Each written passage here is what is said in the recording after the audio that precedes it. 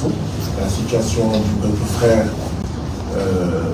burkinabé, et que je voulais également adresser une lettre à ses dirigeants, au peuple burkinabé, au président Ibrahim Traoré.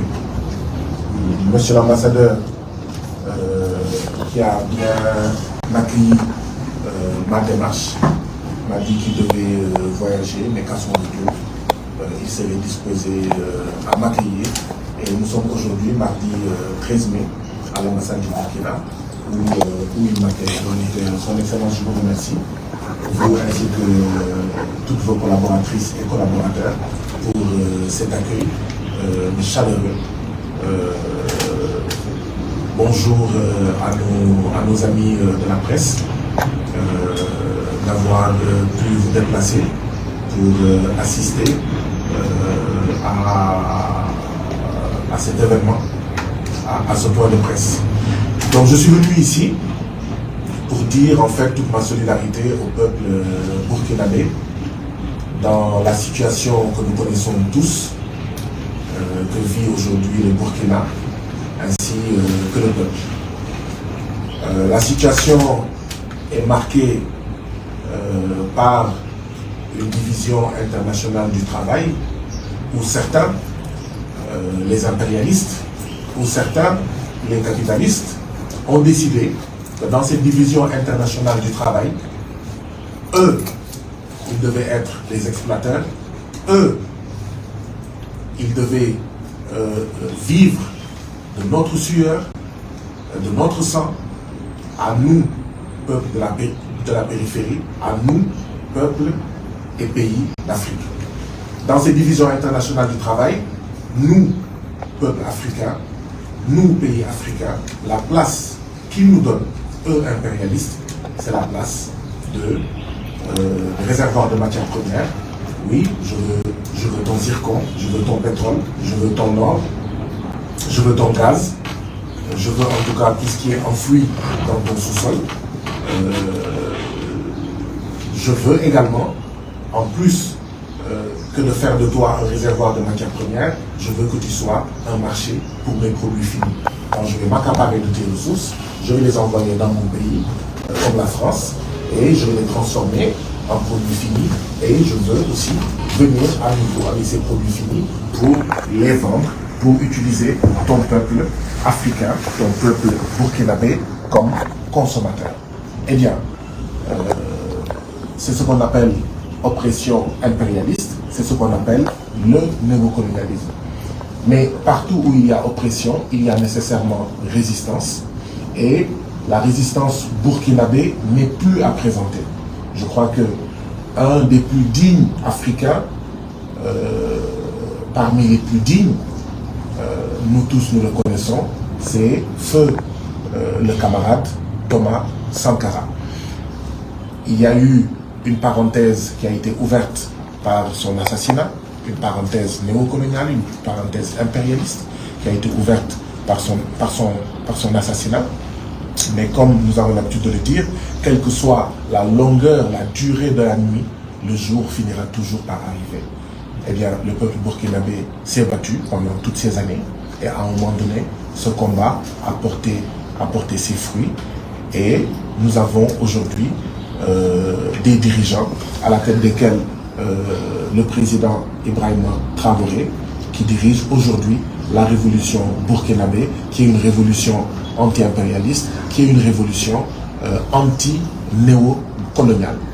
Et donc, moi en tant qu'Africain, moi en tant que panafricain, moi en tant qu'internationaliste, je ne peux que soutenir toutes les expériences des peuples partout sur la planète Terre, particulièrement ici en Afrique, qui veulent sortir de l'oppression impérialiste, qui veulent sortir de l'oppression néocoloniale.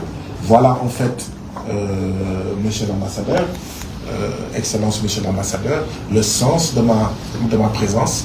Voilà, chères collaboratrices et chers collaborateurs de son Excellence Monsieur l'ambassadeur, le sens de ma présence ici, le sens de ma venue ici. Je tenais à venir ici, à exprimer cela à haute et intelligible voix, pour dire que le Burkina Faso, pour dire que le peuple burkinabé a mon total soutien. Bien sûr, j'ai l'habitude de le dire, j'ai l'habitude de l'exprimer depuis très longtemps, mais j'ai estimé qu'il était important aujourd'hui de faire le déplacement pour venir saluer son Excellence Monsieur l'ambassadeur Seydou Maïga, faire connaissance, tisser des liens, mais aussi pour modestement essayer de mettre du baume à mes frères et sœurs du Burkina pour leur dire que vous n'êtes pas seuls. Vous n'êtes pas seuls, nous sommes avec vous. Vous n'êtes pas seuls, vous avez notre soutien.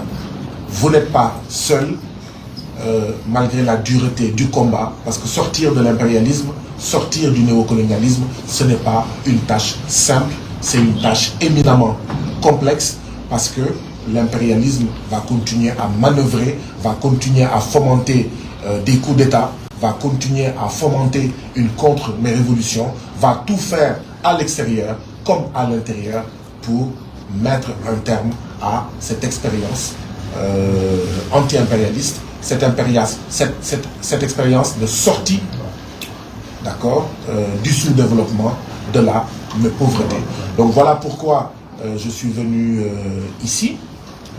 Et bien entendu, dans la dernière période, il y a eu des événements qui ne devraient laisser aucun démocrate sur la planète Terre, a fortiori un démocrate africain, a fortiori un panafricain, insensible. Nous avons tous entendu le général états-unien, ce qu'il a eu à dire. Pour nous, ces propos ne sont pas des propos seulement contre le président burkinabé, contre le peuple burkinabé, mais c'est contre tous les Africains. Mais bien sûr, ce n'est pas étonnant dans la longue marche des peuples noirs, dans la longue durée de l'oppression des peuples noirs. Ce sont des Noirs qui ont toujours été utilisés, manipulés pour faire face à leurs frères dignes. Je le disais tout à l'heure à son Excellence Monsieur l'ambassadeur, il y a des Africains dignes et il y a des Africains indignes. Il y a des Burkinabés dignes et il y a des Burkinabés indignes. Il y a des Sénégalais dignes et il y a des Sénégalais indignes. Ce que j'appelle les Africains indignes, ce sont les Africains qui prennent des options, mais politiques, contraires aux intérêts des Africains et de l'Afrique. Bien sûr, nous dénonçons au plus haut point le culot, l'outrecuidance de ce général états-unien qui a été envoyé, qui joue les Noirs de service, d'accord, parce qu'ils ont eu peur que si c'était un blanc, que ça fasse désordre quand on parle de racisme, mais de toute façon, ça ne change absolument rien, parce que ce général noir états-unien est au service d'une maison blanche qui n'a jamais cessé d'être blanche contre les Noirs même aux États-Unis. Donc bien entendu, si aux États-Unis même, les Noirs sont victimes d'un racisme systémique, si aux États-Unis même, les Noirs sont victimes au quotidien de racisme systémique, il est évident que on ne parlera pas de ce qu'on peut faire des Noirs qui sont ici en Afrique. Donc voilà un peu le sens de ma présence. Et bien entendu, comme je l'avais promis à son Excellence Monsieur l'ambassadeur, je suis venu pour lui remettre cette lettre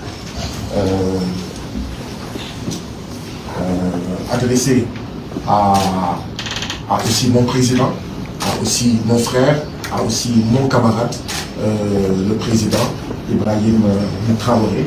Et je sais pouvoir compter sur son Excellence Seydou Maïga pour transmettre cette correspondance-là, qui pour moi est une correspondance adressée au peuple burkinabé, mais également à ses dirigeants dans ces moments très importants, dans cette expérience très importante en cours aujourd'hui au Burkina Faso, une expérience que j'espère sera victorieuse pour le bien du Burkina, mais aussi de toute l'Afrique de l'Ouest et de l'Afrique.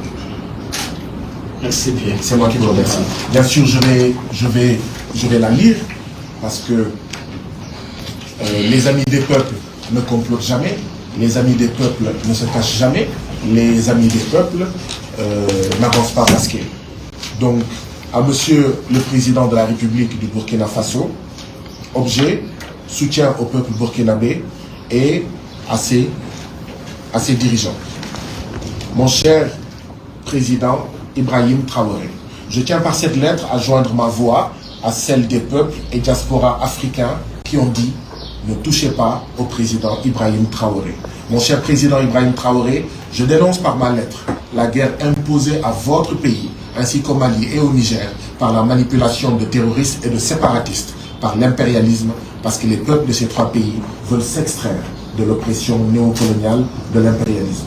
Par cette lettre, mon cher président Ibrahim Traoré, je dis que je fais la différence entre des militaires manipulés par l'impérialisme contre leur peuple et des militaires qui font aboutir la mobilisation des peuples contre des régimes néocoloniaux.